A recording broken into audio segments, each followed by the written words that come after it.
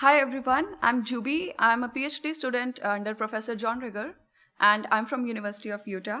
Today I'll be talking about my work on exploiting and improving LLVM's data flow analysis using a superoptimizer.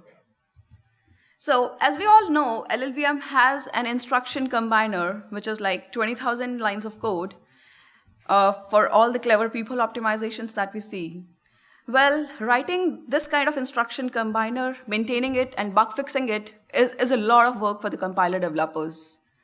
And also, back then, LLVM's inst combiner was written for C++ optimizations, but today it's being used to actually optimize languages like Swift, Rust, and so on. So there might be many people optimization patterns which are not handled quite well, or there might be many which are not handled at all. Well, this motivates the goal of our work that we want to automatically discover the people optimizations. And to achieve this goal, we created a synthesis-based superoptimizer. To understand the idea very clearly, let's start with an example to contrast the behavior of LLVM versus super, and how it basically recognizes any optimization. So here is this LLVM input function, which takes a 32-bit input and does a bunch of arithmetic operations and then returns a 32-bit output. Well, what is this function actually doing? Some of you might have recognized that this is an open-coded pop count, right? And now we want to see what LLVM does when this input function is basically compiled with LLVM. Well, nothing just happens. It executes this 20 set of instructions as it is, no matter what the target processor is. In contrast, what happens if I compile this input function with our superoptimizer? Well, in this case, super, using its synthesizer, it can recognize the open-coded pop count here, and thus it can transform this input function into this with just a count pop intrinsic. Well, now the question is, what if we want LLVM to be able to recognize this kind of pattern? Well, we go ahead and add a big pattern matcher in the inst combine, and then LLVM should be able to see this, right? Well, now the question is this kind of solution satisfactory enough? Maybe yes, maybe not, because count pop intrinsics and the others are like such intrinsics which have so many ways to be expressed in the LLVM code or in the C code. So if you handle a one way or one kind of pattern and do not handle the others, so it might be able to see one thing but not the others thing, right? Or the other solution we could think is we could add a generic count pop recognizer for this case, but this, doing something like this is a lot of work again. It's very challenging because it's almost equivalent to writing a complete solver itself. Right? Now we have seen a contrast between how and what happens with super or what happens with LLVM with just one example here. Let's go ahead and see how super actually works. So this is the complete layout of our superoptimizer. The harvester basically takes the input in form of a LLVM's intermediate representation and starts building the left-hand side of a potential optimization in the form of a super's internal IR now. Once you have the left-hand side of the potential optimization, now the synthesizer comes into picture. So the super synthesizer is based on the counterexample guided inductive synthesis, first of all. And what it tries to do is it tries to wire up the instructions, the given set of instructions in different ways now. It wires up all the components in different ways. And what its task is, it has to synthesize a cheaper solution for the given input, the refined form of the given input now. So for that, it basically goes ahead and makes an interaction back and forth with the SMT solver to make sure that what the synthesized solution is actually valid for all possible inputs. And if the solver can verify that, then the synthesizer's task is done. So it has found a right-hand side for the given left-hand side. But if not, it goes ahead and make more attempts until it times out, right? Now, if it times out, then obviously it will tell us okay, no solution found, or if for other reasons also, if it cannot find any solution, it will give us this. Now, assuming we have a right-hand side, which is a refined form of a left-hand side, and also it is a cheaper solution in the form of a super intermediate representation again. So we have this optimization found. We go ahead and make a transformation in the LLVM now. So output LLVM IR is an optimized form of an input LLVM IR. Also, you would have noticed that synthesizer is making like a lot of calls to the solver, right? So this would make the process really slow. But to handle that kind of thing, what we do is we build a cache of the mappings from left-hand side to the right-hand side. And the entire super can actually be used as an optimization pass in LLVM. So hence, I have labeled it as like libsuperpass.so. So we have seen like how super works on a higher level now. It's time to ask the question like, does it actually work in practice? Well, when we were compiling Clang 5.0 with super as an online optimization pass plugged into the LLVM, even if you're taking daily maintenance therapy, asthma symptoms can... Okay, it works in practice. Okay, so when we were compiling Clang 5.0 with super as an online optimization pass, we figured out that the resulting Clang binary size was 1.6 megabytes smaller than the original binary size. Well, this is a way we can use super in an online mode. There is another way to use super in an offline mode as well, where what we do is we have the optimizations with us. Optimizations which are found by super but not by LLVM. We try to bring them in the order of benefit, saying like we profile them and see like which ones really matter. And we analyze those manually, and we can feed those suggestions to the compiler developers. And with that, we have found so far, like we have like 10 patches in LLVM that mention super, and we are working on more. So this is all about the super so far, and it has been around for a while, and it's being developed by a group of people. Now I will be talking about the work that I do, which is integrating super with data flow analysis. So the Superoptimizer scope was just bounded to a local set of instructions to recognize the missing optimization so far. But now we wanted super to be able to see like a father of program points also. And this could happen with the data flow analysis that we have already in LLVM. So we built an interaction between super and the LLVM's data flow analysis. So here, let's try to understand the idea of how this interaction works when super tries to exploit the data flow facts from LLVM. So this is an input function where the variable x is computed in the earlier set of instructions, which I've shown by like the dotted thing. And we make here what we see is that the data flow fact is known to be a power of 2 for x is true. So we know by now that x is known to be is a power of 2 basically. And what we want to perform here is we want to check that what does a count pop intrinsic return here for x? Like we want to see the number of set bits basically. So we know that a power of 2 is a number in which only one bit is set, right? And all the other bits are set to 0. So ideally we are looking for the result as a constant 1. Well, what happens if I compile this with LLVM? Nothing just happens, it just returns the code as it is. And in contrast, when I was compiling this with super and super learned the power of 2 data flow fact from LLVM, it could transform this to return a constant 1. Right? So here I've tried showing you like, okay, the super is interacting with the power of 2 data flow fact. Well, it's not just limited to one data flow fact interaction. It can also interact with like more data flow facts like known bits, non-negative, negative, number of sign bits, or demanded bits. And the analysis from power of 2 to the number of sign bits, they're all forward analysis, but the demanded bits is the only backward analysis. So in short, I can say super can interact with both the forward and the backward analysis. Well, so far, what we have seen as an interaction aspect between the two is where super is just deriving all possible information from the LLVM's data flow analysis. And as a result, it's increasing its own optimization power. Well, there is another way of building an interaction aspect between the two where we go ahead and make an improvement in the LLVM's data flow analysis now. And how this aspect works is we again run super versus LLVM in terms of what data flow facts does super derive and what data flow fact can LLVM data flow analysis derive, right? And then we make a comparison, we kind of see all the imprecisions again in terms of which really matter by profiling them.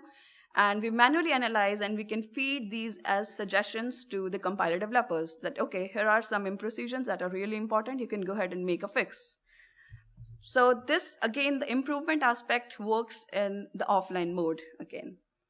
Well, now it's time to see like why fixing an imprecision would be so important. So let's look at one real example that was in discussion.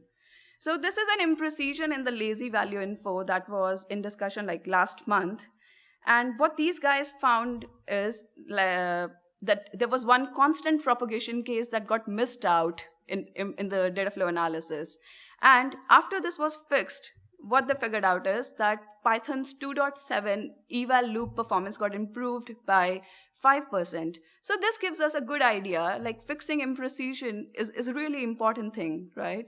Well, this imprecision that they found was manual work they did, but you can imagine like every time you cannot go manually and find out the imprecisions in the LLVM compilers, right? You need an automated technique. So we went ahead to write down an automated technique to find out imprecisions in the real code now. So before we jump into like how the automated technique works, let's go ahead and see the real example which Super found for an imprecision in the known bit analysis. So this is a function foo, which again takes an input, 16-bit input, and is trying to perform a shift left operation on a constant 8, and is shifting it by the input x. So here, what do we want to see? We want to see what LLVM can infer about the known bits for the shift left instruction here, labeled by %0. Well, what we saw with LLVM, it could not infer any information. And that's why the question marks here tell you that the bits are unknown. So all the 16 bits were unknown. And that's what LLVM returned us. Well, now we will see how Super could, how Super could infer the known bits information for this example, 8 left shifted by x. So we wrote a heuristic technique to compute the data flow fact, and how it works is we make a guess for the most significant bit, in this case first, as 0, and we check it with the solver that is it 0, and if the solver says no, we say okay fine, let's make another guess. The bit is 1, and we check again with the solver, and if the solver says no, I cannot verify your most significant bit as 1 again in this example, we say okay fine, let's conclude that the bit is unknown in this case. Right? So Super concluded that, okay, the most significant bit for this case is unknown. And likewise, this continued for like rest of the bits except the bottom 3 bits. What happens with the bottom 3 bits is, like when I reached the third least significant bit and I made the guess 0, like our algorithm made the guess 0, and we checked it with the solver verified it as 0, and this continued for like rest of the bits. So Super could derive that the trailing 3 bits are actually known to be 0, but LLVM was not able to do that. And I believe you could understand this idea, like why knowing zeros is correct here, because the constant 8 has 3 trailing zeros in it, like the binary equivalent of it is 1 followed by 3 zeros. So no matter what the shift amount is, you will always have 3 trailing zeros, right? So this is the least information that the analysis should be able to find it out precisely. So I would emphasize again that this is not any theoretical example that we wrote by hand and we just came up with this. This is coming from the real code. When we were compiling LLVM, we saw this imprecision occurring for like so many times. And it's important to be fixed. But now we found this imprecision. What we do next? We definitely go ahead and find it out in the code, like, okay, why this imprecision occurred. And we patch the LLVM and run it again, Super versus LLVM, and see, like, is the imprecision gone away? So why to talk about, like, why this imprecision occurred is, in LLVM's known bit analysis, for the shift left case, what happens is they start looking for the known bits information in the shift amount first. And if they cannot find any known bits information from the shift amount, it just returns from there. So it does not proceed into the analysis. So it's important to just look further into the first operand of the shift left instruction if you can find something from there. Like for this case, you have the known zeros information, right? So we just added these lines of code to fix this imprecision, and it worked. So in short, what I've tried telling you is that this super is basically a peephole super optimizer, which can both improve and exploit the LLVM's data flow analysis. Super is open source, and the part of work that I've discussed today is already merged into the master branch, and some of it is not. Well, you can always go ahead and check the GitHub page. Thank you.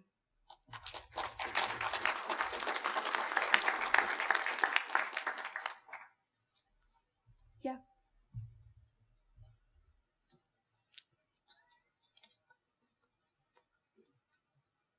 Superoptimization is notoriously computationally demanding.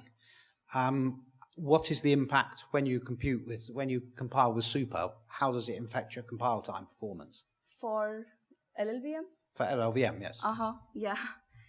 So for the compilation time, really increases to a greater extent for the first time.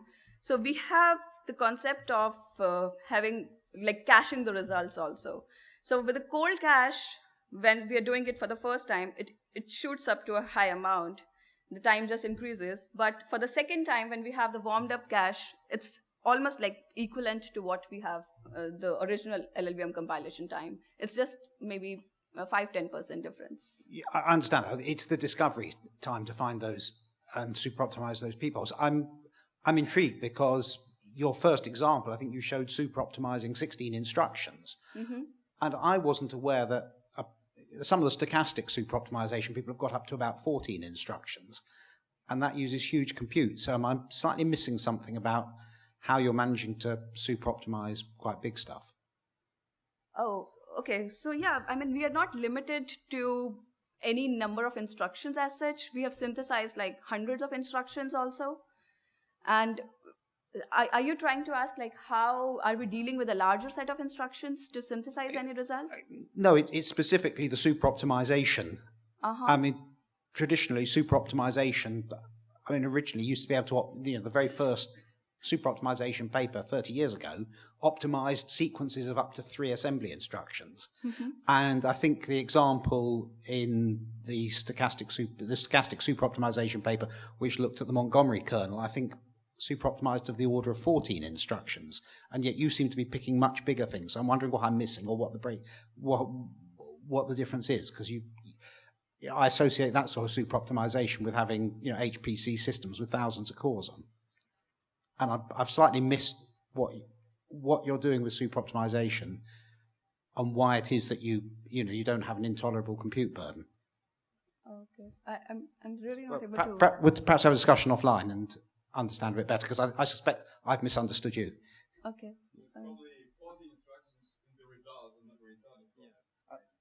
That's absolutely correct. Yes, I understand that. So I suppose your first example, yes, you had a very small number in the final.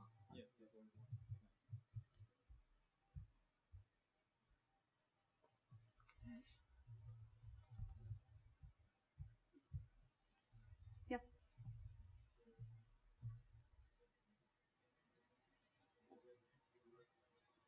No.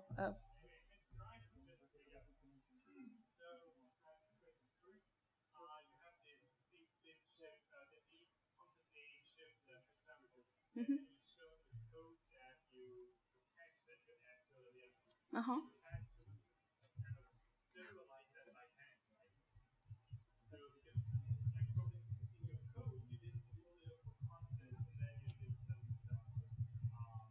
Yeah.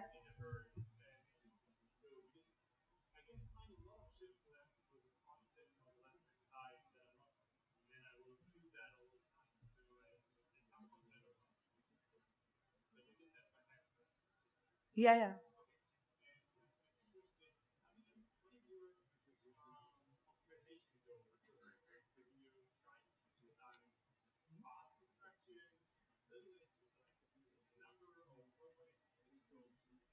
So we try to always find out a cheaper set of instructions, saying if you have 20 set of instructions, the goal is to basically reduce the number of instructions.